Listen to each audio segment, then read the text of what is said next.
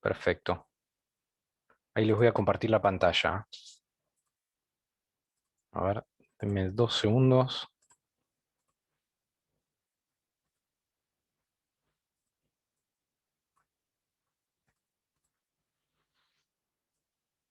Se escucha bien, ¿no? Sí. Sí, sí. Perfecto. Bueno, seguimos con la unidad 3. Esperen que todavía está ingresando gente. Seguimos con la unidad 3. La idea en esta clase, no creo que la terminemos a esta clase hoy, ¿no? Que la sigamos en la clase que viene. Pero bueno, la idea en esta clase ya es ver paradigmas productivos. Y, y esto tiene que ver con una idea que se está debatiendo hace ya algunas décadas y que em, vinculada a que, bueno, las formas de producir, es decir, y ahora ya las vamos a ver cuáles son estas formas de producir. Esta forma de producir acarrean cambios institucionales muy grandes. Es decir, no es lo mismo producir bajo formas taylorista, fordista, post-fordista, toyotista, con cadena global de valor, con plataformas digitales. Son todas formas de producir y de hacer negocios y de acumular que si bien están inscriptas en el capitalismo en términos generales, porque en todas ellas nos dirá un marxista que se extrae plusvalía, lo que pasa que esas formas de producir repercuten en las instituciones y por ende en cómo actúan cada uno de los actores, en cuáles son las reglas de juego, en cuánto se lleva el capitalista, cuánto se lleva el trabajador en términos de riqueza, de ingreso en la producción. O sea, son formas de producir que son tan importantes y tan hegemónicas en cada una de estas épocas que, bueno, básicamente repercuten en la institución, en las reglas de juego, en los actores económicos más importantes. Así que por eso es clave entender las formas de producción, y más para un abogado en el contexto en el cual estamos actualmente, ¿no? Em, Creo que está Gonzalo Brizuela, ¿no? Gonza, Sí, acá ¿cómo va? estoy. ¿Todo ¿Cómo va? bien? ¿Todo bien? ¿Todo Bien, muy bien? bien, muy bien. Cualquier cosa que quiera hacer algún comentario, Dale, 10, desmuteate. gracias. Bien, bueno, lo primero que vamos a ver es esto, básicamente esto lo vamos a pasar bastante rápido a las ideas de Taylor y de Ford, porque entiendo que muchos de ustedes ya lo han visto incluso en la secundaria, se suele ver estas ideas de cómo se producen en el Taylorismo y el Fordismo. Tanto Taylor como Ford son estadounidenses y lo que pretendían justamente era organizar el espacio de trabajo de una forma tal que permitiera agilizar justamente la producción. Es decir, ya se empezaba a fines del siglo XIX a entender a la producción cada vez más en masa, es decir, hay que producir a gran escala, y para producir a gran escala, bueno, hay que organizar el trabajo, porque si no, si estamos desorganizados, no vamos a poder producir de la forma que pretendemos, ¿no? Y acá Taylor, uno de los primeros precursores en estas primeras ideas para organizar el espacio de trabajo, y qué función cumple cada uno de los trabajadores, de los capataces, etcétera, etcétera. Taylor lo que dice, o lo que a la situación a la que se enfrenta es, bueno, estamos en un problema porque en toda Europa, más que nada, y gran parte de otros países, había una suerte de instituciones feudales que se seguían repercutiendo, ¿no? Y estaban vinculadas a las ideas de los gremios. Los gremios en el feudalismo y continuaron estos gremios a lo largo de todos estos siglos, después del 1500, el siglo XVII, XVIII, XIX incluso, estos gremios en realidad lo que hacían era, bueno, se organizaban todos los talleres de producción de la industria manufacturera en esto, en gremios. Y cada uno de los gremios tenía, o mejor dicho, cada uno de los talleres había un maestro artesano, un aprendiz, etcétera, etcétera. Pero a su vez los gremios, si se nucleaban todos estos talleres entre sí, pretendían justamente estandarizar ciertas condiciones de trabajo, es decir, cómo se produce una prenda, qué precio tiene esa prenda, el tamaño, etcétera, etcétera. Y acá esas instituciones siguieron a lo largo incluso del siglo XIX, es decir, la organización de la industria manufacturera en base a gremios. Y esto es un problema porque si tenemos a un empresario capitalista industrial que quiere disponer del espacio de trabajo de su taller, es un problema que el gremio te imponga o le imponga al capitalista cómo se tiene que producir, la manera que se tiene que producir, la función que tienen los trabajadores, etcétera, etcétera. Acá tenemos como siempre, generalmente lo que pasaba era que, bueno, se produce un bien y, bueno, se tenía como la certificación de que estaba hecho ese bien por el gremio, ¿no? Y esto, insisto, para un capitalista industrial era un problema porque el capitalista industrial quería imponer justamente su forma de producir, no quería la que le imponía los gremios en este caso. Este era el contexto previo al cual se enfrentó Taylor, básicamente, o gran parte de los capitalistas industriales, de que, bueno, necesitamos producción en masa, pero no podemos hacer esa producción en masa si tenemos del otro lado gremios que nos dicen cómo se produce y cuánto tenemos que producir. Entonces, hay una suerte de justamente de habilidad del artesano que hay que desanar básicamente. Y lo que va a hacer Taylor es, bueno, hagamos una cosa, dividamos las tareas o veamos de entender las tareas al interior de una fábrica en la cual no exista esto, no exista la mano de obra calificada. ¿Por qué? Porque los gremios siempre había un artesano que era el que tenía el saber hacer. Y entonces, si el artesano tenía el saber hacer para producir, yo no le puedo decir como capitalista al trabajador, al artesano, cómo tiene que hacer su labor. Entonces lo que empiezan a imponerse en todas las fábricas, y esto si bien lo retoma Taylor, ya era algo que se estaba practicando en todo el mundo, o mejor dicho, en los países desarrollados, tenía que ver con esto. Bueno, el artesano es un problema porque tiene el saber hacer y al tener ese saber hacer de cómo se produce, no le puedo ir a imponer mi forma, mi espacio de trabajo, mi proceso de trabajo que el capitalista quería, ¿no? Entonces, esta mano de obra calificada al interior justamente de los talleres es un problema. Es un problema a los gremios, es un problema justamente este saber hacer de los artesanos.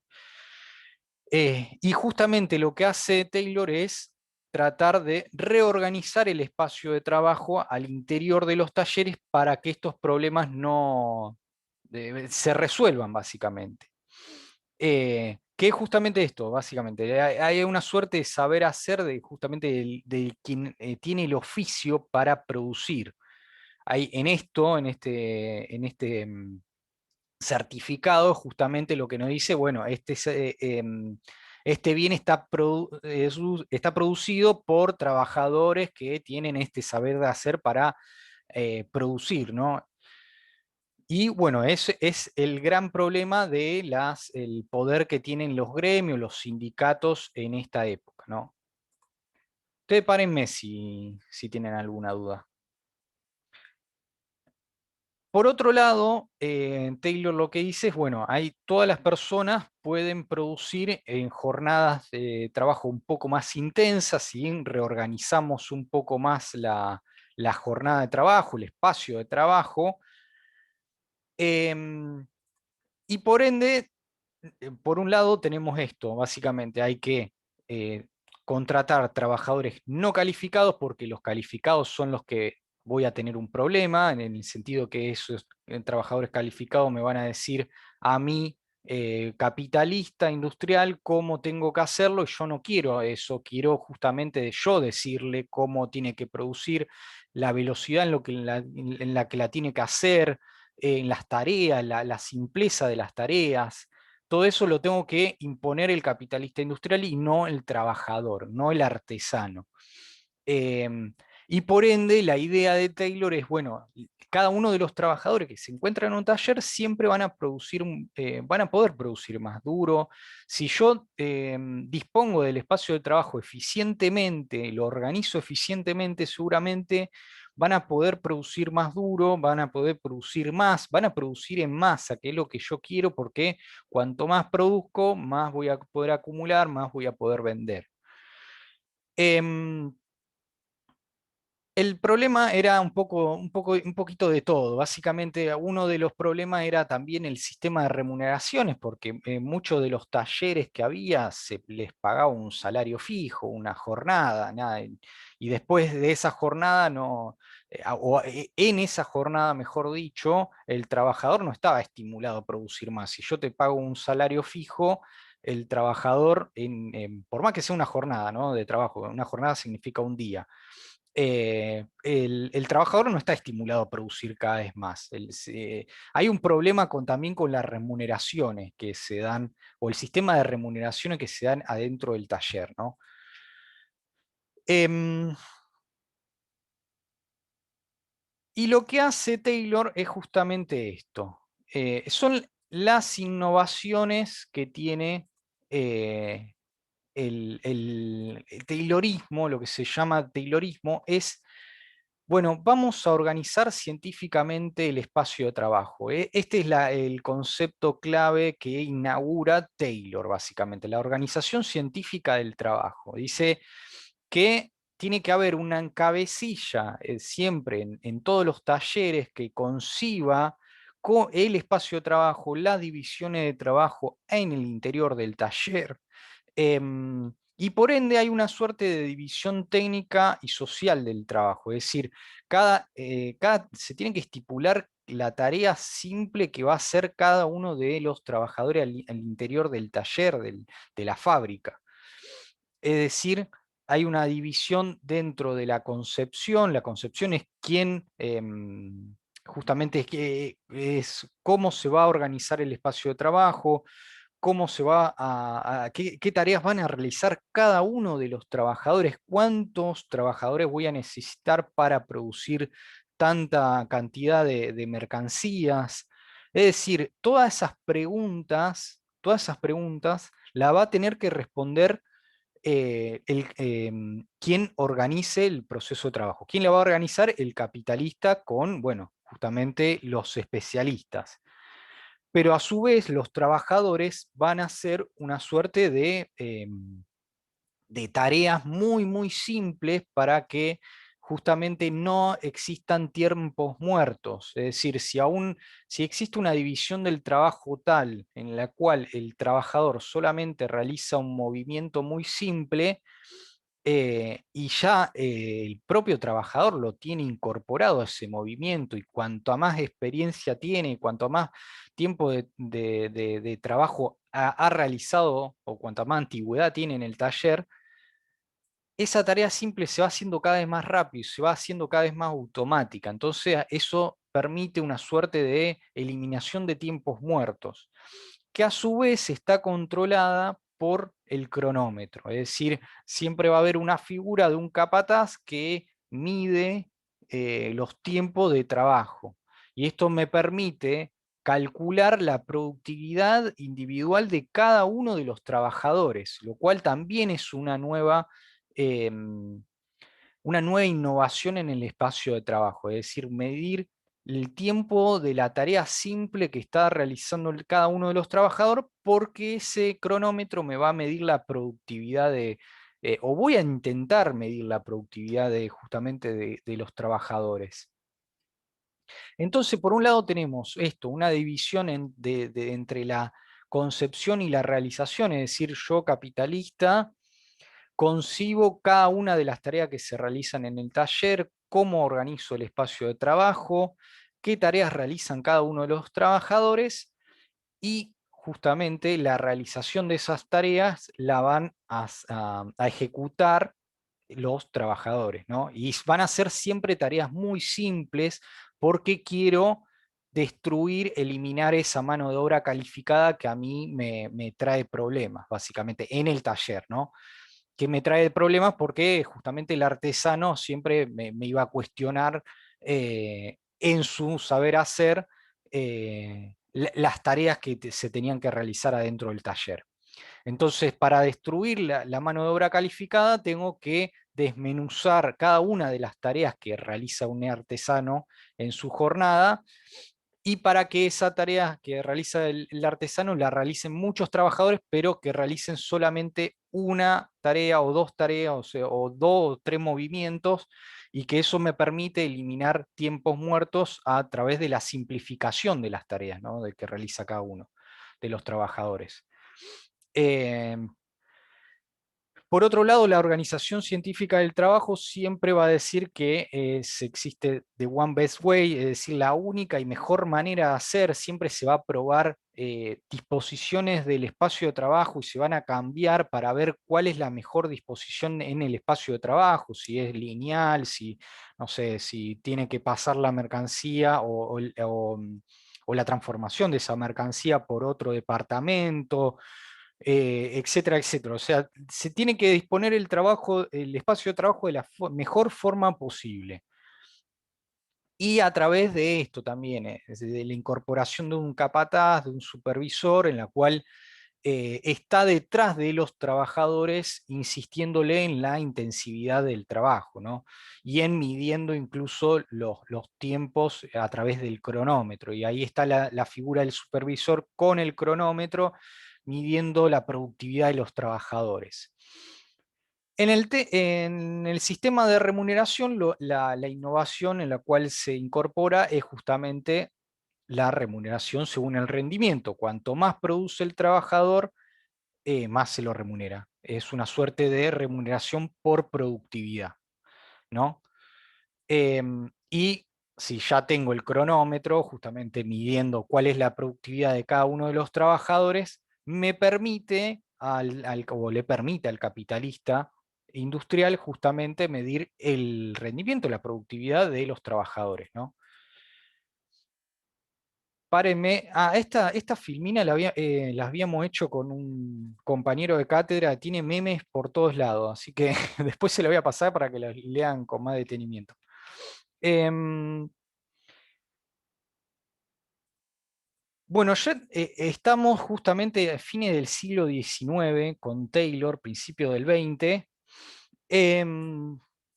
Y las innovaciones estas en el espacio de trabajo, en la productividad, que ya, insisto, ¿no? Ya, si bien Taylor estaba discutiendo esto de la organización científica del trabajo, ya en parte se estaba aplicando algunas cositas de las ideas de Taylor a lo largo y ancho del planeta, básicamente. Em, Resultados económicos, obviamente, estamos ante la masivización o masificación, sería mejor dicho, de la producción, porque estamos en una etapa ya avanzada de la industrialización de los países desarrollados, y por ende, estas innovaciones en el proceso de trabajo repercuten en el crecimiento de estas economías, es decir, estamos ante mayores niveles de productividad. Y por otro lado, en el caso de la mano de obra, tiene que ver con un mayor disciplinamiento de la fuerza de trabajo, es decir, de qué tareas se pueden hacer, qué no se puede hacer en un taller, en una fábrica, ya empieza a estar todo estipulado. No sé si recuerdan o habrán visto, capaz que más que nada en universidad y en escuela, esto de marcar tarjeta. Bueno, eso de marcar tarjeta, el horario de llegada, el horario de salida, es una innovación que se empieza a justamente incorporar en esta época. ¿Por qué? Porque, bueno, había que disciplinar cada uno de las tareas que realiza el trabajador, ni más ni menos.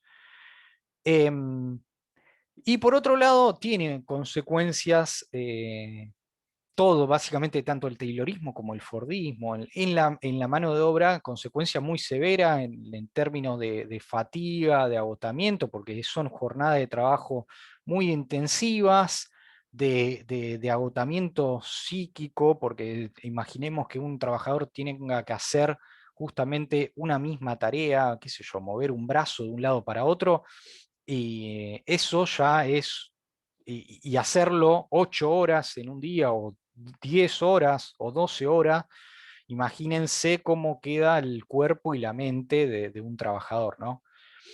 Y por otro lado, fue muy efectivo esto de esta idea de Taylor, esta innovación de luchar contra la mano de obra calificada, porque la mano de obra calificada podría significar un problema, ¿no? Y por ende lo que ocurrió es que si bien se contrató a muchos trabajadores y hubo esto, las industrias manufactureras empezó a contratar a mucha mano de obra, esa mano de obra era descalificada, o sea, no tenía calificación, y por ende, si bien era, entre comillas, democrático el hecho de que muchos trabajadores se incorporen a la industria manufacturera, también era una cuestión de ahorro, de que la mano de obra no calificada le puedo pagar muy poca plata también. Entonces era mano de obra barata para las fábricas y los talleres, y eso repercutía también a la hora de qué beneficio obtiene justamente el capitalista. Bien, vamos a pasar, insisto, voy a pasar muy rápido porque estos son algunas cosas que ya se vienen discutiendo incluso desde la secundaria. Así que, bien, Henry Ford es justamente el fabricante de autos, de automóviles, en Estados Unidos, principio del siglo XX. Y lo que vio Henry Ford a través de, o la innovación que introdujo en su fábrica, en el espacio de trabajo, tiene que ver con la cadena de montaje, ni más ni menos, es eso. Em, Henry Ford esto lo había visto en los mataderos, cuando se faena a las vacas pasan por una cadena de montaje y bueno, ahí justamente es como se faena a, justamente la carne bovina. Eh, y quiso introducir esa cadena de montaje a las fábricas, es decir, que la pieza, el auto, entre al taller y en el medio de ese traslado del automóvil se le vaya incorporando cada uno de los bienes intermedios que incluyen el automóvil o semi elaborados, para que justamente cuando salga del taller ya el auto ya esté prácticamente realizado, ya terminado. Esa cadena de montaje es la gran innovación que incluye Ford justamente al espacio de trabajo. El tema es el siguiente, que si bien se incorporan en esto, en las innovaciones en las cuales cómo se produce al interior de una fábrica, porque seguimos con la misma discusión, en Ford también seguimos con las mismas técnicas del Taylorismo, esto, mano de obra no calificada, que se le paga en base al rendimiento, con supervisores, con cronómetro, etcétera, etcétera. Pero la idea de la cadena de montaje también era, bueno, la cadena de montaje yo también le impongo, yo como capitalista industrial, le impongo al trabajador el tiempo en el cual tiene que realizarse la tarea, porque si yo aprieto el acelerador de la cadena de montaje y por ende el auto semi-elaborado transita justamente el taller a una mayor velocidad, le estoy imponiendo a los trabajadores que tienen que hacer la tarea mucho más rápida, porque si no el auto se escapa, ¿no? Del espacio en el cual está asignado el trabajador y no terminó la tarea, ¿no? En esto, después le voy a pasar un videíto de la película de Chaplin, de tiempos modernos, para que se den una idea cómo funciona la cadena de montaje. Pero eso, básicamente una cadena de montaje es que el trabajador se encuentra quieto en un espacio de trabajo, y se queda parado básicamente todo el tiempo, y en la cadena de montaje pasa justamente el bien o la mercancía semi elaborada, y el trabajador, cuando pasa justamente esa mercancía semi elaborada, tiene que transformarla, o le tiene que agregar una tuerca, o lo tiene que pintar, o no sé, etcétera, etcétera. Alguna tarea en específico y bien simple tiene que hacer cada uno de los trabajadores en el espacio en el que tiene asignado. Esto también se usa en la cadena de montaje en los supermercados actualmente. No sé si recuerdan, cuando uno va justamente al cajero, hay una simple cadena de montaje muchas veces, en el cual en este caso el cajero está en un espacio fijo y los productos le pasan al cajero de forma que la pueda cobrar, ¿no? Que pueda cobrar esos productos. Eso es una forma fordista de concebir, en este caso, el proceso de trabajo, ¿no? Que el cajero se quede fijo y que los bienes para cobrar pasen al costado, incluyendo una cadena de montaje para que los bienes vayan hacia el cajero, ¿no? Y los cobre con la máquina. Bueno, esto ya lo habíamos dicho, o sea, el ritmo de producción está dado por esta cadena, o la velocidad que adquiere esta cadena de montaje. Existe a partir de Ford una suerte de idea de Nefa, que es el texto que tienen para leer, habla de gigantismo, en el sentido de que es una suerte de integración vertical del proceso productivo, en el cual integración vertical quiere decir que Ford, o en este caso el automóvil, o la fábrica de automóvil, no solo produce el chasis, el motor, etcétera, etcétera, sino que produce absolutamente todo lo que viene con el automóvil. Es decir, te produce hasta la tuerca necesaria para ajustar la puerta al chasis, por ejemplo. O cada uno de los elementos necesarios para producir el auto es producido en una sola fábrica o en fábricas aledañas, ¿no? Que son parte de la misma empresa. Eso es integración vertical, porque produce absolutamente verticalmente todo el auto. Y eso tiene que ver con esto, una idea de aprovechar las economías de escala. Entonces si tengo que producir, no sé, 200.000 autos, bueno, produjo 200.000 ruedas, 200.000 motores, 200.000 tuercas, etcétera, etcétera, y eso me permite aprovechar economías de escala, ¿no? Y después lo ensamblo todo en la misma fábrica. Produzco todo eso y después lo ensamblo.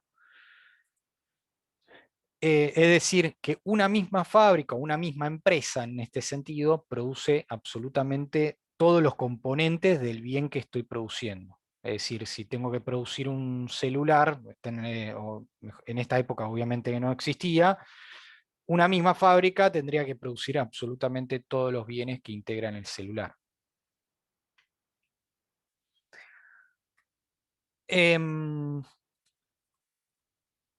Bien, desde ya en la cadena de montaje pasaba esto, o sea, se tiene que mover todos los bienes o las mercancías, excepto el trabajador quedaba fijo en la cadena de montaje y veía pasar justamente los bienes semi elaborados, y justamente el trabajador quieto, pero con la cadena de montaje en movimiento, tenía que intervenir en esa cadena de montaje o en ese bien semi elaborado para transformarlo o agregarle, hacerle una tarea bien simple, De esa forma pasaba al siguiente trabajador y así sucesivamente hasta que quede terminado el producto, ¿no? En general, cuando empezó esta idea de producir masivamente en cadena de montaje, los bienes producidos eran homogéneos, es decir, en este caso, si voy a producir un Ford, un auto Ford, voy a producir autos siempre iguales. Es decir, y en este caso está siempre el ejemplo del Ford T, en el cual había solo Ford T negros, no existían. Si quería de otro color o de otro modelo, no ibas a poder conseguirlo porque Ford producía únicamente Ford T y no producía otro. Esto tenía que ver con también aprovechar la economía de escala, porque si yo produzco siempre el mismo bien y no diferencio cuáles los bienes que produzco, puedo producir masivamente. Es decir, produjo todos iguales y produjo en forma masiva. Esto también... Me hace acordar, profe, cuando a Maradona le regalan la Ferrari roja y que dijo, no la quiero roja, yo la quiero negra, porque salía de la cadena de montaje.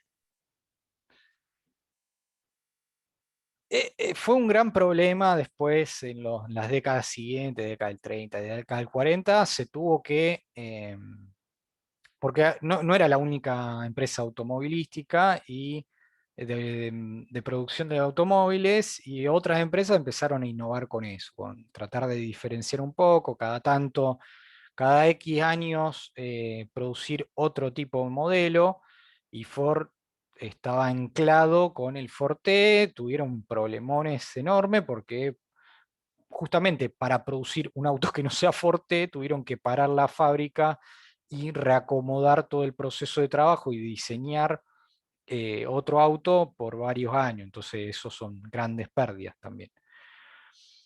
Igual, lo que iba a decir es que, bueno, si producimos bienes homogéneos, al tener grande economía de escala, también era muy barato producirlo a estos autos. Eran autos bastante accesibles, la verdad.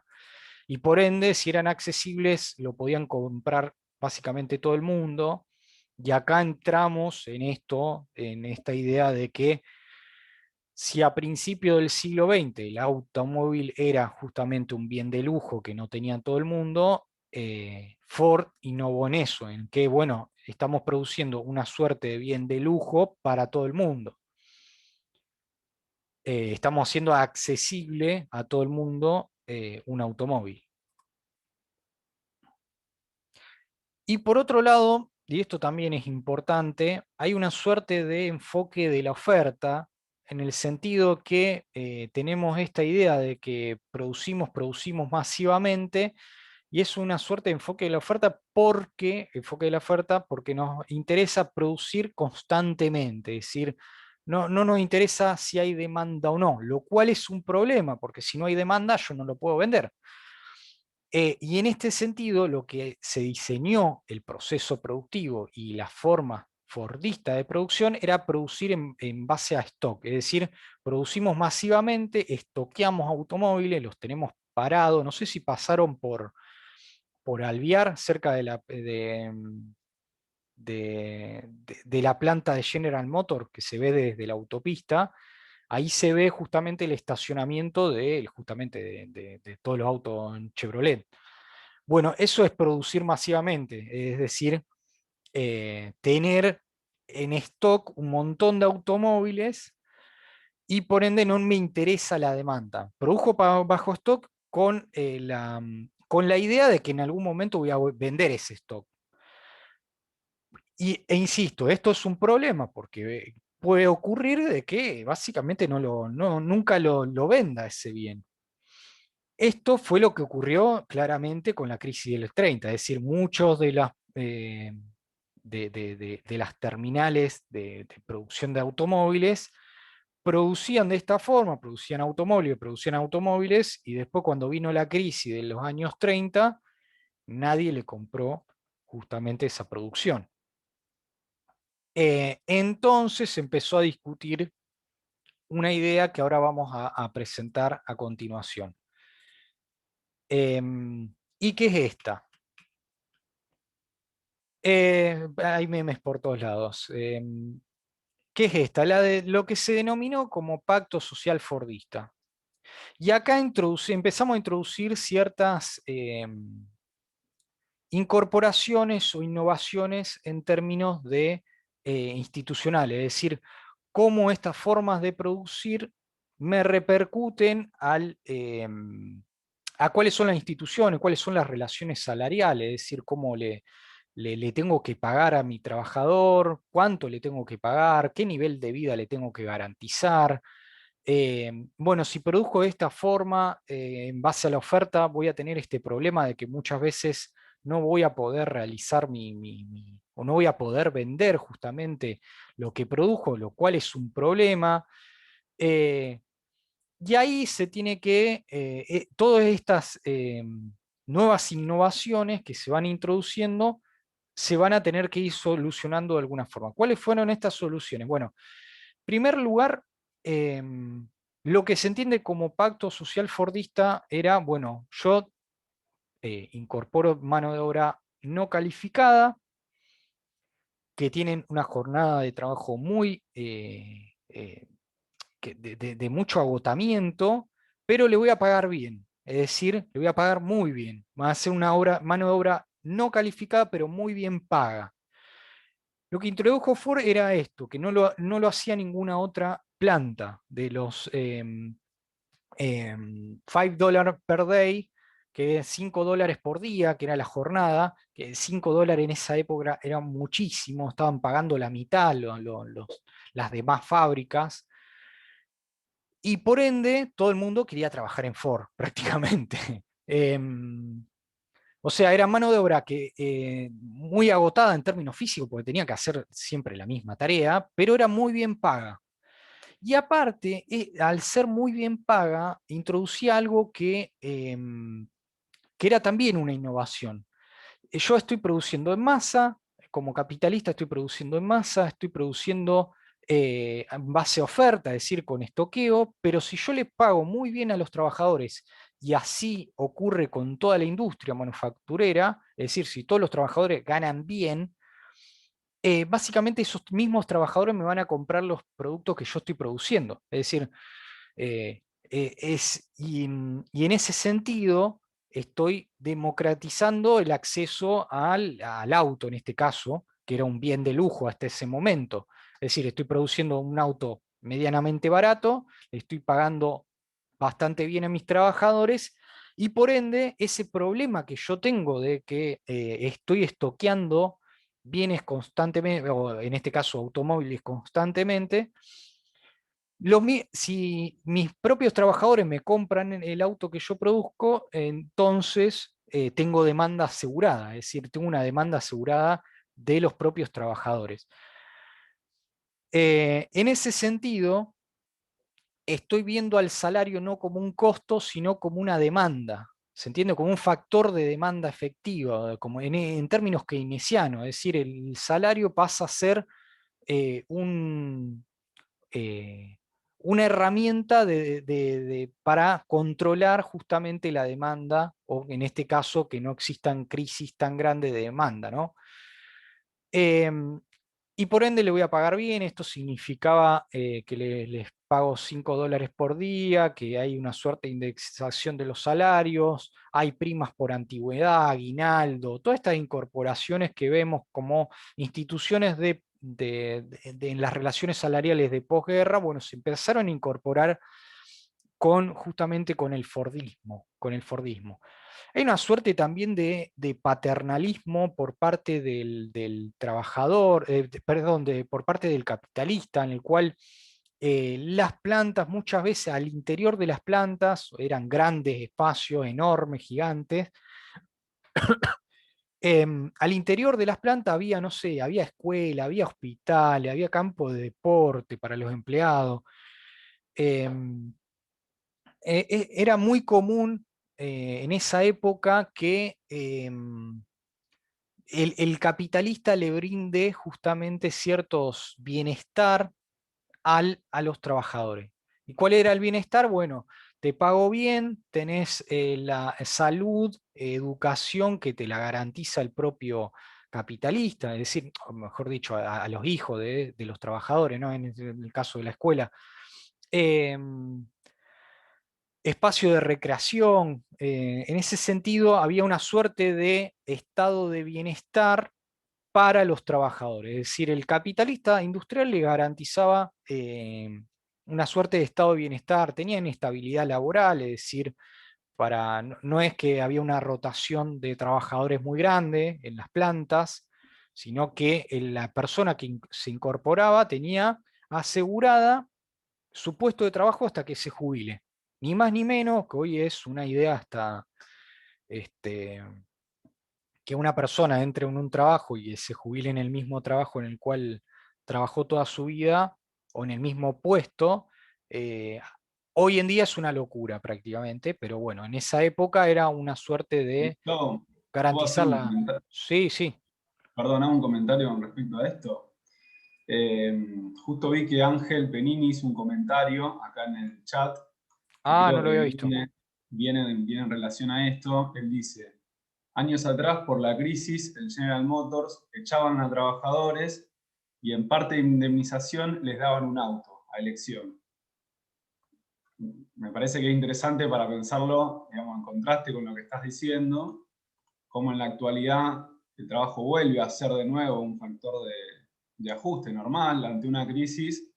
Bueno, una de las posibilidades es echar trabajadores y además me saco un problema encima porque en las crisis el problema que tienen las empresas es sobre stock, ¿no? Tienen demasiados autos y eso les implica un costo de almacenamiento de los automóviles. Entonces se sacaban un problema de encima dándole, además de echando un trabajador, dándole un auto que tienen en stock como parte de pago. Esto, digamos, nada, para resaltar el comentario de Ángel y en contraposición a esta cultura de la estabilidad, del bienestar social que brindaba el Fordismo décadas atrás. Exacto. Sí. Sí, a ver, está claro, esto que estamos viendo son instituciones de posguerra más que nada. Es decir, hoy en día no existen.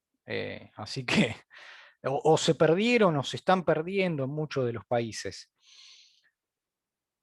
A su vez, hay algo que acá no está, pero que ya hemos dado, que tiene que ver con efectivamente el estado de bienestar. Es decir, el Estado se hace cargo del bienestar de los trabajadores, que es básicamente reproducir este esquema de que el Estado tenía que garantizar la salud, la educación, la vivienda. eh, y no era ingenuo esto por parte del Estado, y no era ingenuo en términos de cómo se estaba produciendo en esa época, porque imagínense que si el Estado está gastando más en educación, en salud, en vivienda, eso significa a su vez garantizar que no existan crisis, porque estamos en un esquema en el cual las plantas y las industrias producen base a oferta, es decir, no le importa la demanda, yo produzco, y del otro lado tiene que haber demanda. ¿Y cómo garantizo la demanda? Bueno, ahí entra el Estado. El Estado tiene que garantizar que haya demanda. ¿Cómo lo hace? Bueno, a través de esto, del estado de bienestar, gastando en educación, en salud, en vivienda. Por ende, esa idea de estado de bienestar general, es decir, garantizada por el propio Estado, era congruente con esta forma de producción. Es decir, y acá encontramos justamente cómo estas innovaciones en la forma de producir repercuten en todas las instituciones de una economía, no solo en las relaciones salariales, en cuánto le pago al trabajador, cómo le pago, qué tareas realiza el trabajador al interior de la fábrica, etcétera, etcétera, sino justamente en cómo es el Estado, qué rol asume el Estado. Porque si estoy diciendo, yo como capitalista, o todos los capitalistas a partir del Fordismo, y esto digo, ¿no? Estas ideas fordistas se extendieron no solo en Ford, es decir, todas las plantas industriales empezaron a concebirse como proceso fordista de trabajo, a través de cadenas de montaje, ¿no? E incorporaron, ¿no?, también las ideas de Taylor, de esto de la organización científica del trabajo. Todo, se empezó a masificar en la forma de producir, tanto el Taylorismo como el Fordismo, en todas las ramas, en todos los sectores, de la forma que se la puedan hacer, porque cada uno de los sectores tiene su propia especificidad. Y por ende, si todos los empresarios, todas las plantas, toda la industria manufacturera producían en base a oferta, porque se concebían como una producción fordista, entonces tenía que salir el Estado a garantizar la demanda. Es decir, las fábricas producían en base a oferta, el Estado garantizaba demanda sí o sí, porque si no venía la crisis como la que hubo de los años 30, básicamente, en los cuales empezaron a generalizarse esta forma de producir masivamente, y lo que ocurre es que pasó lo que pasó. Básicamente ocurrió una sobreacumulación, una sobreproducción en los años 30, y por ende no se realizó, no se demandó esa sobreproducción. Y de ahí viene justamente el estado de bienestar, el Estado como rol para garantizar la demanda.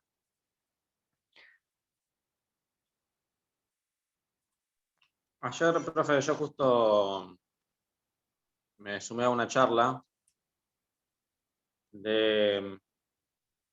era sobre la soberanía sobre el río Paraná, que estaba muy interesante, había muchos políticos, estaba Carlos Delfrade, y justamente hablaba de esto, de la estabilidad, de los puestos en blanco, del bienestar general, porque ahora quieren dragar la parte del río de la Magdalena para evitar que los barcos pasen por Uruguay cuando se exporta. Hay 20.000 fuentes de trabajo que los extranjeros le hacen contratos cuasi negros, contratos eventuales, cuando con esos 20.000 puestos de trabajo que le hace falta a la Argentina se puede sacar a la gente de la calle, disminuye el narcotráfico y un montón de cuestiones más. También bienestar general, también con la parte de la gente que busca trabajo en los puertos y no les dan, porque todas las empresas son privadas y los barcos que uno ve pasar acá por el río tienen toda bandera extranjera.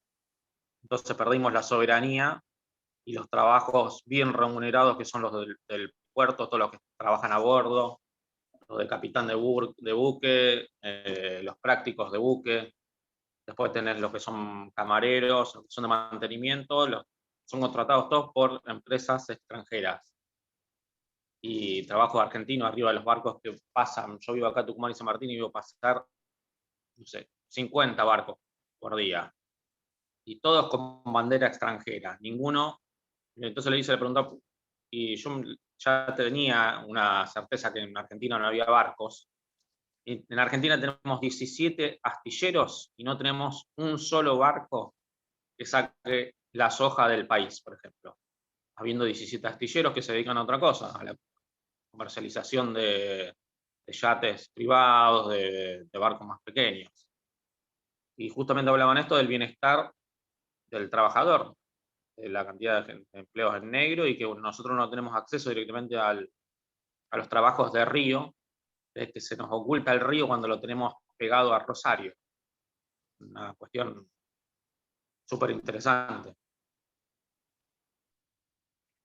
Bueno, muchas gracias por el comentario, Ángel. Sí, además de que creo que somos el único país en el mundo que tiene privatizados los puertos, ¿no? O sea, los otros países los puertos no están concesionados ni son privados. Porque hay que garantizar, es una cuestión de soberanía, ¿no? De garantizar esto, de qué es lo que entra y qué es lo que sale. Bueno, un poco retomando. A ver, también tienen que tener en cuenta que en esta época, principio del siglo XX, era un contexto muy conflictivo en términos de la disputa trabajo-capital, ¿no? Estamos en un contexto de revolución social, más que nada con la revolución o la experiencia del socialismo real, ¿no? Y por ende, para evitar eso, para evitar una revolución en otros países, era también funcional en términos políticos y geopolíticos, esto del pacto social, el estado de bienestar, o el pensamiento keynesiano de que el Estado tenía que salir a respaldar y garantizar esa demanda, ¿no? Bien, ¿por qué entró en crisis básicamente esta idea fordista? Y ya acá, tengamos en cuenta una cosa, el fordismo empezó a consolidarse, bueno, en esta época, a principios del siglo XX, pero todas las instituciones fordistas, como lo entendemos, como lo vimos acá, se consolidaron más que nada en la segunda posguerra, es decir, lo que se entiende como estado de bienestar fue hegemónico a lo largo y ancho del planeta, más que nada en Europa, en la segunda posguerra. Pero bueno, como todos, esto ya lo habíamos visto, porque en cada crisis que tiene justamente el sistema capitalista, el sistema capitalista se tiene que adaptar de alguna forma. El Fordismo no es eterno, es decir, y todas las formas de producción no son eternas. Tienen sus propias crisis y sus propias crisis estructurales y por ende se tienen que adaptar de alguna forma. Estamos en la segunda posguerra en un contexto muy particular en el cual muchas de las economías se cerraron porque básicamente tenemos la Primera Guerra Mundial, la Segunda Guerra Mundial, la crisis del 30, y como resultado de eso, de esos eventos tan catastróficos, muchas economías se cerraron. Es decir, lo que entendemos como globalización, mundialización, se interrumpió en parte en esa época, estamos hablando de en la segunda posguerra. Una de las causas en las cuales el Fordismo se hizo fuerte fue eso, de que muchas economías, si bien estaban transitando la industrialización, y permitía justamente asentar la industrialización en el Fordismo, se daba en ese contexto, de que muchas economías estaban cerradas, se veía, y por ende si estaban muchas economías más o menos cerradas, era congruente con esto de que las plantas produzcan todo el bien, es decir, o produzcan todas las partes que hacen al bien, y se integren verticalmente, porque si no, no es que yo puedo comprarle, no sé, a China el motor, en la India el software, y así sucesivamente, porque estamos en un contexto en el cual todas las economías están cerradas y por ende cada una de las economías en particulares podían producir básicamente todo el bien en su conjunto. Y esto entiéndanlo de esta forma. ¿Qué pasa? Ya cuando a fines de los años 70, o mejor dicho, en la década del 70, década del 80, esto cambia radicalmente y ya entramos en lo que entendemos como globalización o la última globalización. Y empieza a crecer muy fuerte el comercio internacional a partir de la década del 70 y la década del 80. Además se dan otros problemas que ahora vamos a ver y que por ende interrumpieron la industrialización a partir del esquema fordista, ¿no? Es decir, hay una serie de hechos, mejor dicho, que interrumpen esta industrialización de esta forma fordista. Una de ellas es esto, básicamente. ¿Cuáles son las causas de la crisis fordista? Bueno, entramos década del 70, década del 80, en una suerte de nueva globalización, nueva mundialización, en donde crece el comercio internacional. Por otro lado, en términos más a nivel planta, hay esto siempre se discutió, uno puede aumentar la productividad con estas formas de producir por cadena de montaje, por organización científica del trabajo. A ver, la organización científica del trabajo llegó para quedarse, eso en todas las plantas se concibe cómo se dispone del espacio de trabajo, pero bueno, hay una suerte de aumentamos la productividad y hasta un punto, ¿no? Aumentamos la productividad y la intensividad del proceso de trabajo hasta un punto. Además de que, bueno, estamos ante siempre lo mismo, son empleos no calificados y si queremos justamente realizar diferenciaciones de producto o queremos no tener tantas crisis de oferta, es decir, que no, mejor dicho, no tenemos demanda, o crisis de demanda, mejor dicho, eh, existe este problema de que las formas fordistas son formas de producir muy estancas, es decir, es muy difícil realizarle innovaciones y adaptaciones. Si yo quiero producir una cantidad dada de bienes, no lo puedo hacer, tengo que producir siempre masivamente.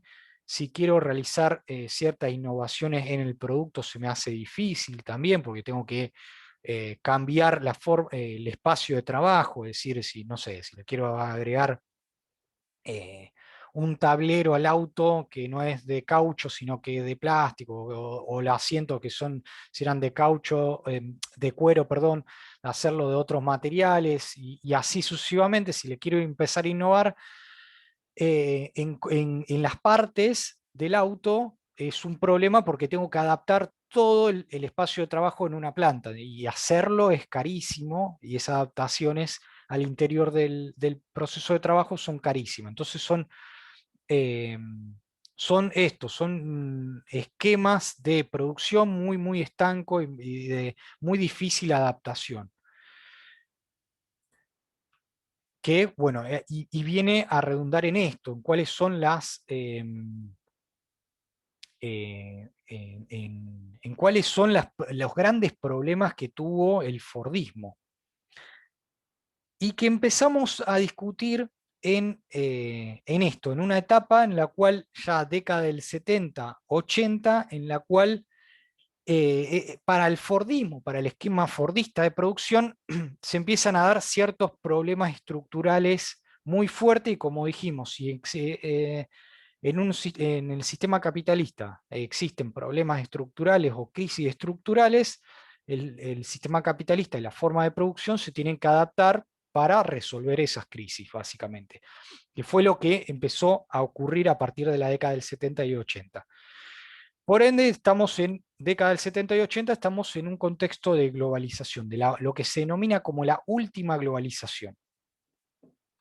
¿Qué ocurrió para que se dé este proceso de globalización? Bueno, hubo una serie de hechos muy importantes a nivel mundial.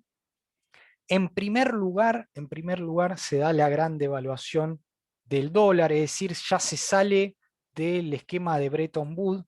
Recuerden que el esquema de Bretton Woods era una suerte de paridad fija del dólar a oro, en la cual todas las demás economías o todos los sistemas monetarios se respaldaban en este patrón dólar-oro. Y la estabilidad monetaria estaba dada en eso. Ahora bien, década del 70, 1971, Nixon devalúa justamente el dólar porque básicamente se pasó 25 años prácticamente con el mismo tipo de cambio, en el sentido de tipo de cambio de dólar a oro. Y esto repercutió en toda la economía. Es decir, esta devaluación del dólar en toda la economía mundial, ¿no? Esta devaluación del dólar lo que significó es que salió Nixon y Estados Unidos a empezar a imprimir dólares a mansalva, porque estamos hablando de una devaluación, ¿no? En este caso, empezó a imprimir dólares a mansalva, y estos dólares inundaron básicamente toda la economía mundial. Y ahora vamos a ver cómo repercutió esa inundación de dólares. Por otro lado, en el 73 se produjo la primer crisis del petróleo. La crisis del petróleo hubo dos, o como de esta forma, una en el 73, otra en el 78. El precio del petróleo se disparó de la noche a la mañana prácticamente, muy bruscamente, y esto repercute en la industrialización. ¿Por qué? Porque la industria manufacturera es intensiva en energía, necesita mucha energía. ¿Y dónde se saca esa energía? En producto hidrocarburífero, en el petróleo, mayormente en esta época, ¿no? Estamos hablando que el petróleo es un insumo de la industria manufacturera, y si ese insumo crece, ese costo, ¿no? Ese insumo que es un costo, crece muy rápido, es un problema porque encarece básicamente todo la industria manufacturera, encarece el transporte también, y por ende los procesos de industrialización a lo largo y ancho del planeta se interrumpen. Es decir, todos los países que se estaban industrializando, incluso los países desarrollados, seguían con el esquema de industrializarse cada vez más, se ve interrumpido por esto, porque la industria manufacturera necesita el petróleo y este petróleo voló de la noche a la mañana. Y como es un costo, encareció básicamente los bienes, todos los bienes en su conjunto. En términos político y geopolítico, bueno, se dan ciertas transformaciones como es o como lo fue el golpe en Chile en el 73, y por ende un giro neoliberal. Es decir, Chile pasó a ser la primera experiencia neoliberal a nivel mundial en términos políticos, y entendiendo que el neoliberalismo es una suerte de nuevas políticas de apertura comercial, de apertura de capitales, de una nueva forma de relación salarial, en este que decíamos si el salario es un traccionador de la demanda o es un costo. Bueno, el neoliberalismo lo que va a decir es que no, en realidad es un costo, el salario hay que bajarlo. Tenemos justamente el golpe en Argentina en el 76. En el 78 se da la segunda crisis del petróleo, nuevamente de la noche a la mañana el precio del petróleo se incrementa.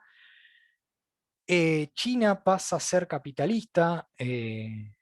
No, esto fue un proceso largo, de unas décadas, pero bueno, fue un proceso que se inició justamente en el 78, más que nada con las ciudades costeras de China.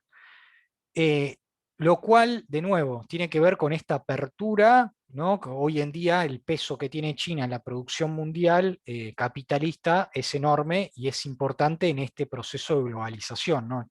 El rol que jugó China. Por ende, el hecho de que haya pasado a ser capitalista China no es menor. Bueno, en el 79 asume Margaret Thatcher.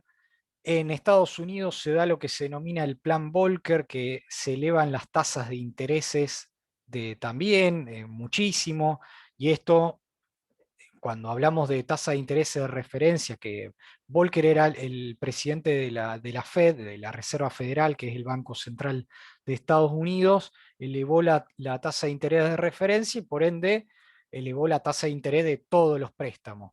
De nuevo, toda la economía, y esto lo discutimos en la clase pasada, toda la economía se mueve a través del crédito. Si el crédito es caro, en este caso, la economía se para. Si el proceso de producción basado en la industrialización se basa también en el crédito, bueno, si el crédito es caro, también se ve interrumpido. Entonces, el Fordismo empezó a tener estos problemas, empezó a tener problemas en el sistema financiero, a través de esto del crédito, empezó a tener problemas de abastecimiento en el caso del sistema energético por las crisis del petróleo. Empezaron a haber ciertas reformas estructurales en el régimen político a través del neoliberalismo, por eso Margaret Thatcher, Reagan en Estados Unidos. Es decir, son una serie de problemas o crisis estructurales en las cuales el Fordismo no podía seguir avanzando y por ende hay que cambiar el sistema fordista por otra cosa. Se dio la crisis de la deuda en América Latina, porque mucho en este proceso, y esto también lo vamos a ver en la unidad 4, muchos de estos países de Latinoamérica, lo que ocurrió es que se empezaron a endeudar a lo largo de la década del 70, ¿Por qué se endeudaron estos países de América Latina a lo largo de la década del 70? Bueno, tiene que ver con que como Estados Unidos emitió tanta moneda, esa moneda inundó los sistemas financieros europeos más que nada. Y en los sistemas financieros europeos se habían visto respaldados por esto, por la crisis del petróleo. Más que nada porque los jeques árabes depositaban justamente esos petrodólares o esas ganancias que tenían sus empresas petroleras en el Medio Oriente en bancos europeos. Es decir, como a través de esta crisis del petróleo y como el petróleo se elevó de precio, estos jeques árabes se hicieron mucho más ricos de nuevo, de la noche a la mañana. Es decir, esto, si vos vendés un bien en el cual se incrementa el precio, se triplica, se cuadruplica de un día para el otro, vas a pasar a ser justamente mucho más rico. Estos jeques árabes que guardaban su dinero en bancos europeos, estos bancos europeos los tenían que prestar en algún lado. ¿Dónde los prestaban? Justamente en países en desarrollo. ¿Cuáles eran esos países en desarrollo? Países de América Latina. Por ende, muchos países de América Latina empezaron a recibir créditos baratos hasta ese momento, hasta que Volcker elevó las tasas de interés, empezaron a recibir créditos y se endeudaron mucho de los países latinoamericanos, incluyendo la Argentina.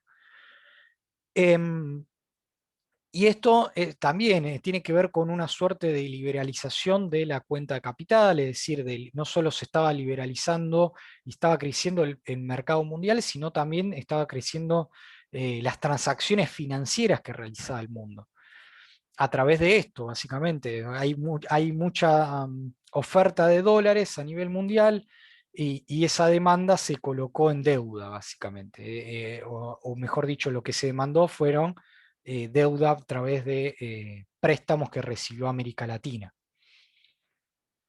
Se fue dando una suerte de liberalización de toda la economía, ¿no? Y lo que estamos viendo es eso, cómo este sistema rígido que era el Fordismo de industrialización empezó a mutar en algo más flexible a nivel mundial, básicamente. Era sistema rígido a nivel mercado interno y que abastecía esos mercados internos a través de la industrialización, empezó a mutar a través de la globalización en algo mucho más flexible, de apertura, de mayor comercio mundial, de mayores flujos financieros a nivel mundial, lo cual ese sistema o esquema fordista no era compatible justamente con esto que está ocurriendo a nivel mundial.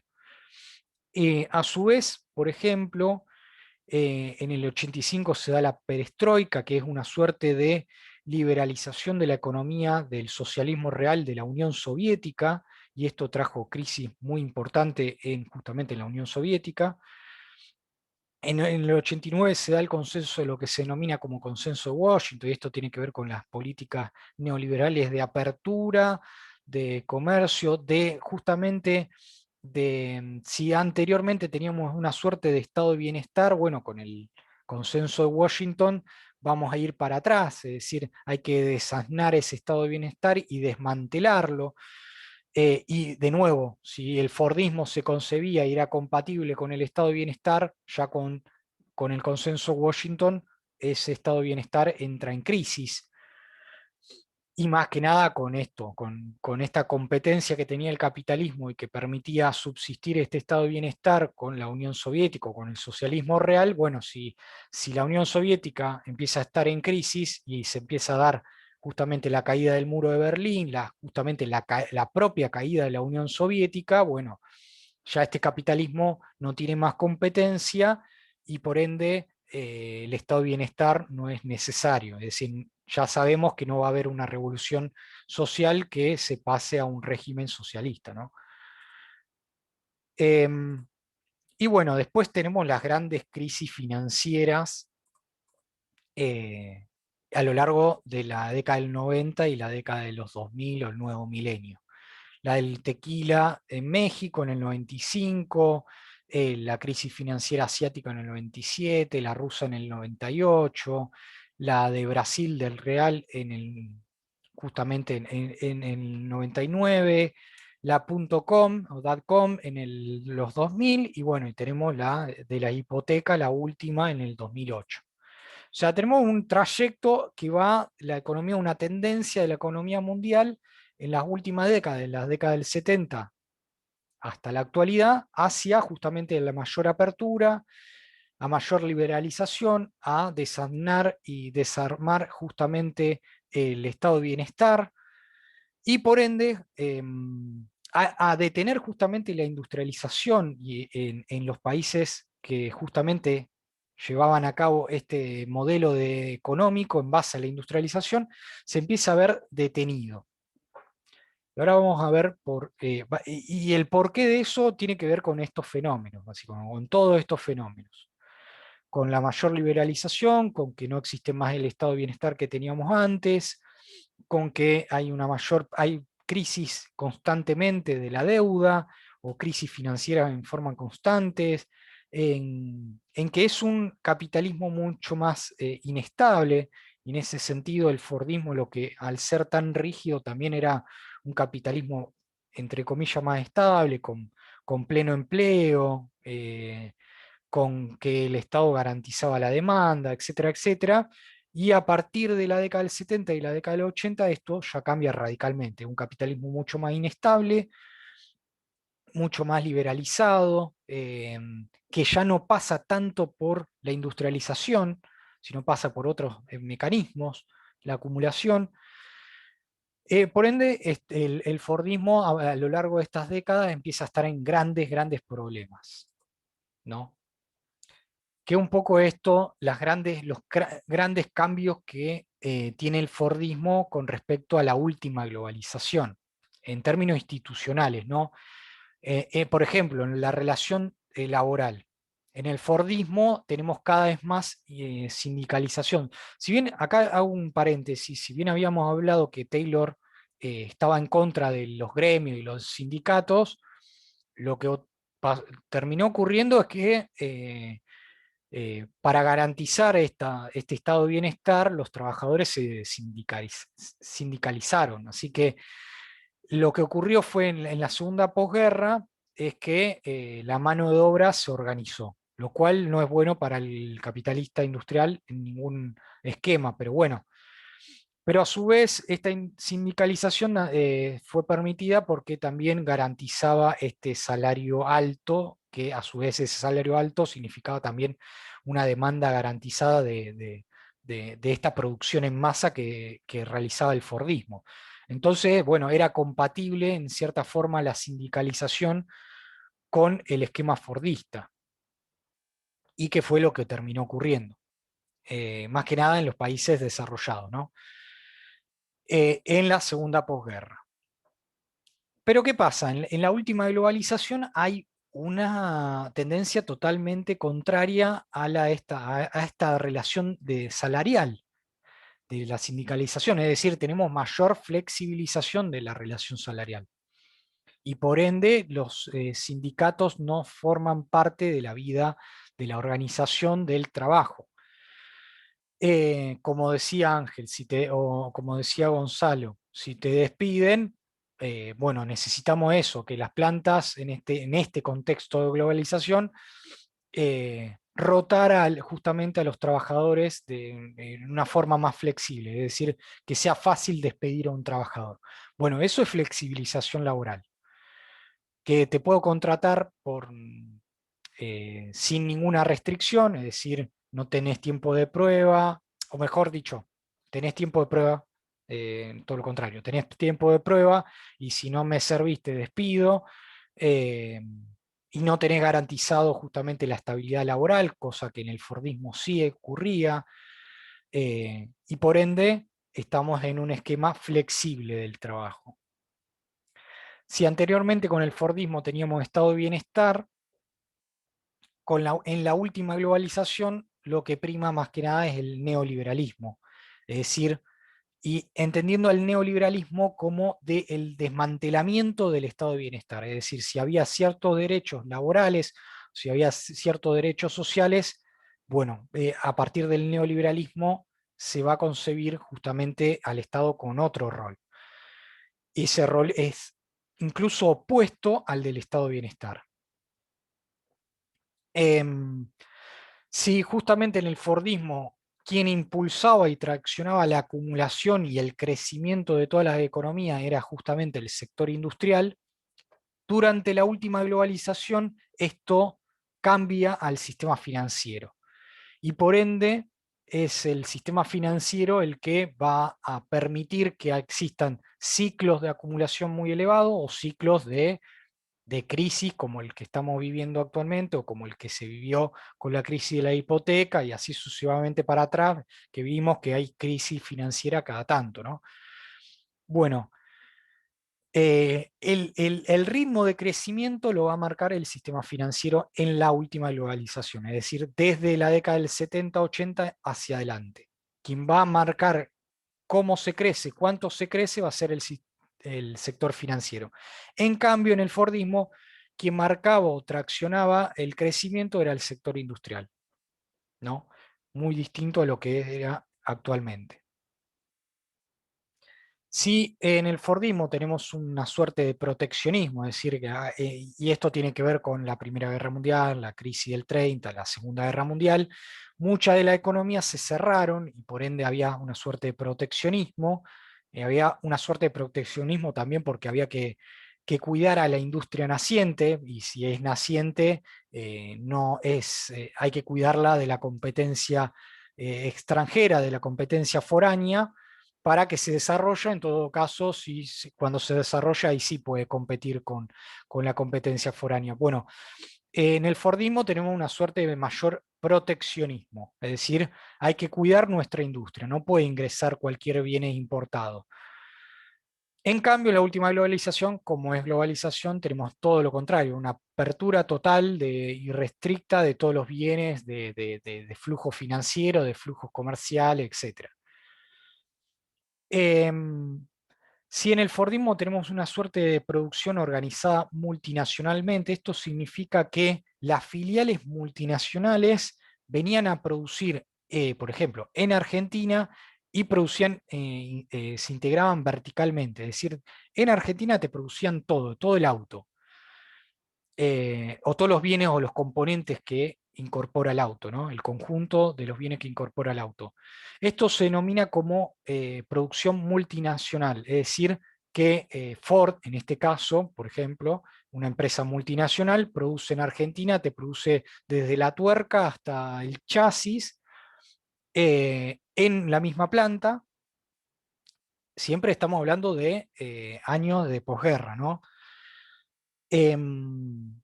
En cambio, en la última globalización, la organización de la producción es distinta, es transnacional. Acá Ford, en esta época, en la última globalización, no te produce la tuerca te la produce en un lado, qué sé yo, te la produce en China, el software te lo produce en Alemania, eh, en el caucho de la rueda te lo produce, no sé, en África, etcétera, etcétera. En todo caso, en Argentina vienen todas esas partes y se ensamblan.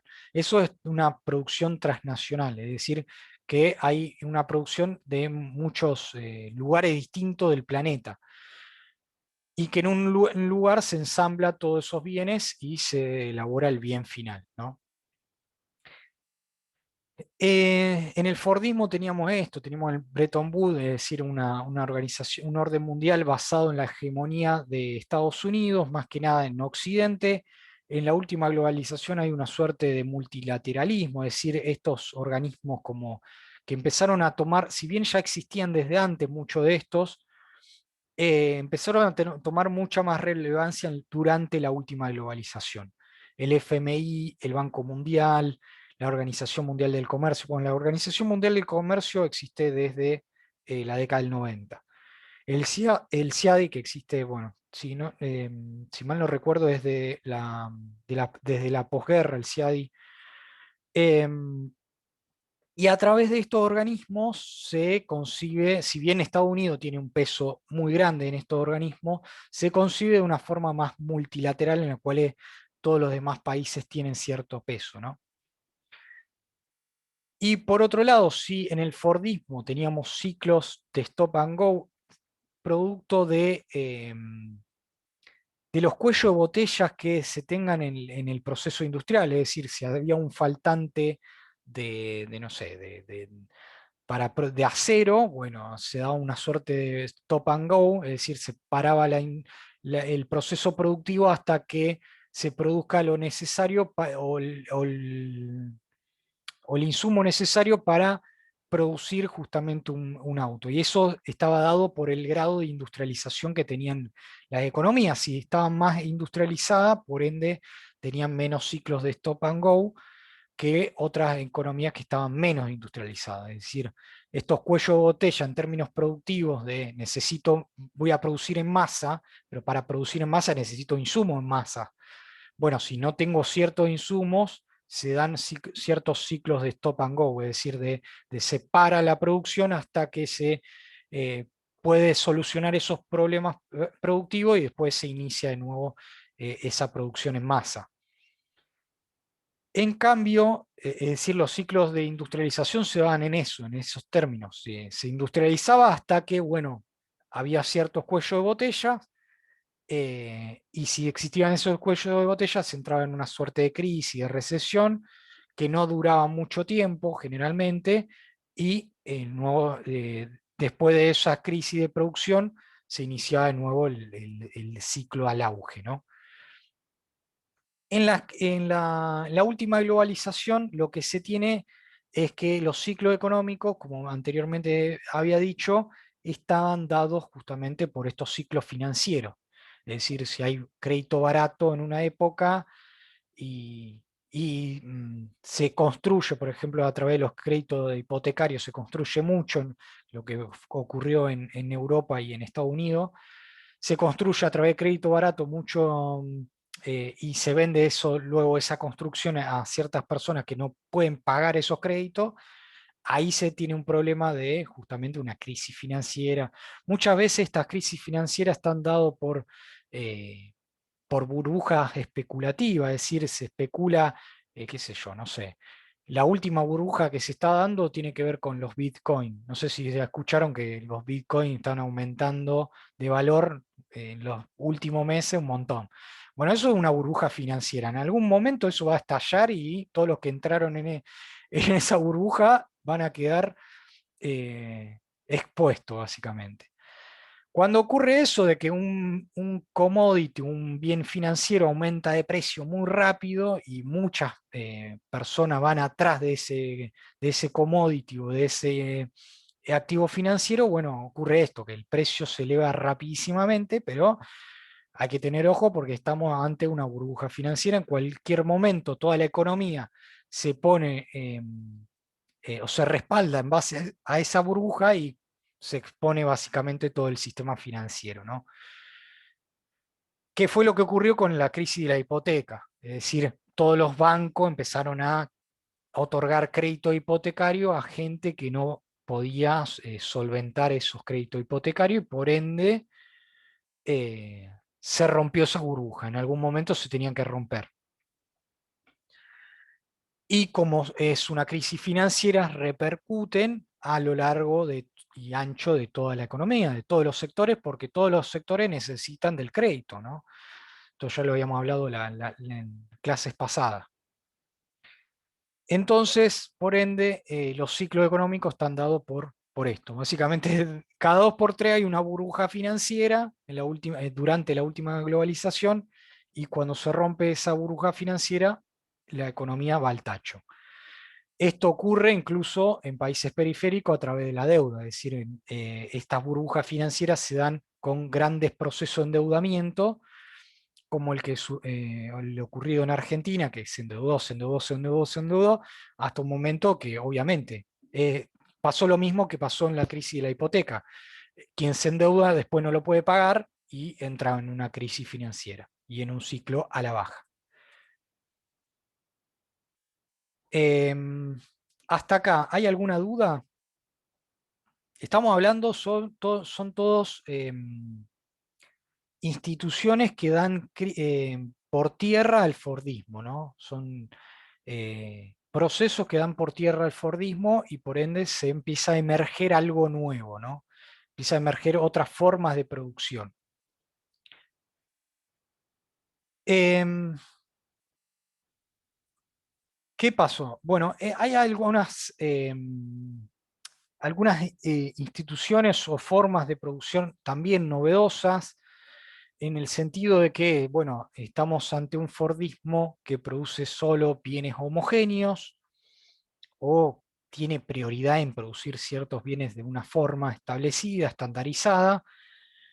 Ahora bien, a partir de la década del 70 y 80 lo que ocurre es que, bueno, no se quiere tanto eso, ¿no? Se quiere producir en forma diferenciada, es decir, que no sea, no solo tener a disposición el Ford T negro, yo lo quiero un Ford de tales características, otra persona lo quiere de otras características, alguien lo quiere utilitario, otro lo quiere pickup, otro quiere de otros colores, otro quiere, lo quiere eléctrico, otro a combustión, etcétera, etcétera. Bueno, si hay necesidades particulares, lo que se empiezan a cuestionar las grandes empresas, bueno, tenemos que producir en base a esas necesidades particulares.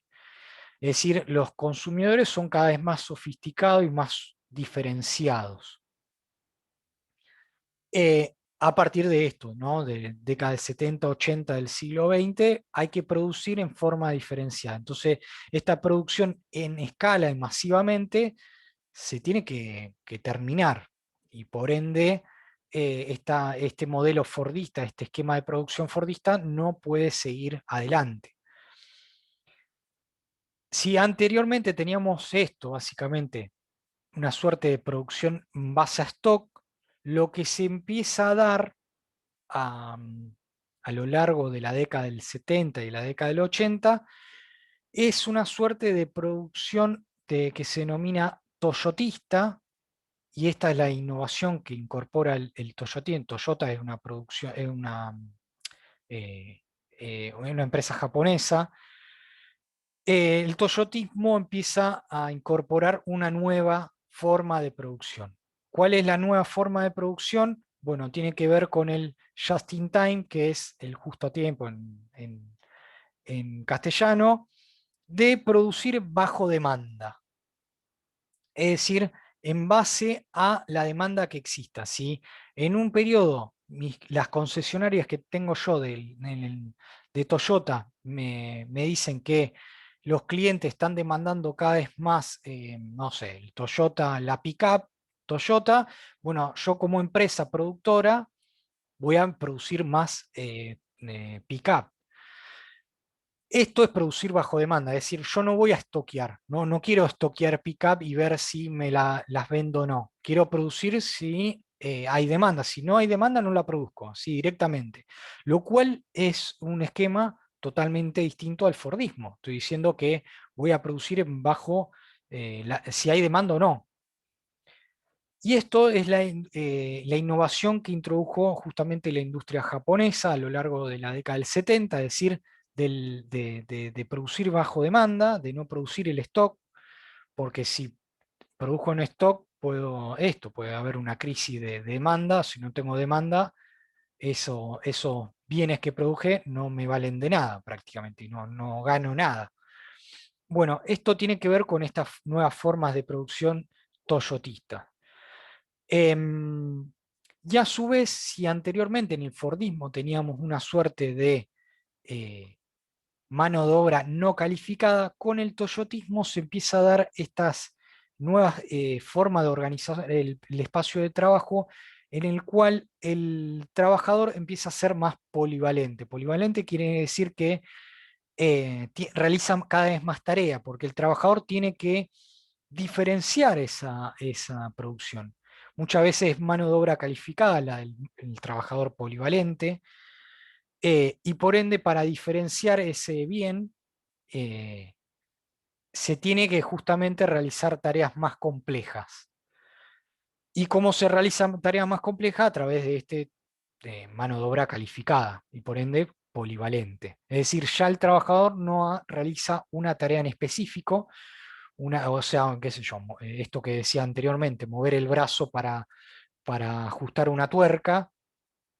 A medida que pasa la cadena de montaje, eso es una tarea muy estandarizada, muy fordista, Bueno, con el toyotismo lo que ocurre es esto, es que los trabajadores empiezan a ser más polivalentes, más calificados y a realizar tareas más complejas para diferenciar justamente el producto. Bien, yo no quisiera seguir con esto porque ya nos estaríamos metiendo con otros temas. Mi idea es seguirlo con la clase que viene. De acá, ¿tienen alguna duda? ¿Se entendió lo que empezamos a discutir? Son muchas cosas, entiendo que son muchas cosas, pero bueno, y un poco complejas, son muchos procesos. Se entendió todo. Sí, se entendió. Bueno, perfecto. Perfecto. Sí, acá por el chat también me dicen que se fue entendiendo. Bueno, sí, yo diría de parar la clase hasta ahora, que vimos, y seguirlo la clase que viene. Vamos a seguir dando cuáles fueron las innovaciones que se empezaron a incorporar justamente en la década del 70 y el 80. Dimos hasta acá justamente la crisis del Fordismo, más que nada. Bien, bueno, si no hay más dudas, lo cortamos hasta acá la clase, así que muchísimas gracias a todos por participar. Muchas gracias, Gonzalo, por participar de la clase. Bueno, No, gracias a nos vos. vemos. Bueno, chau, chau. Gracias. Chao, gracias.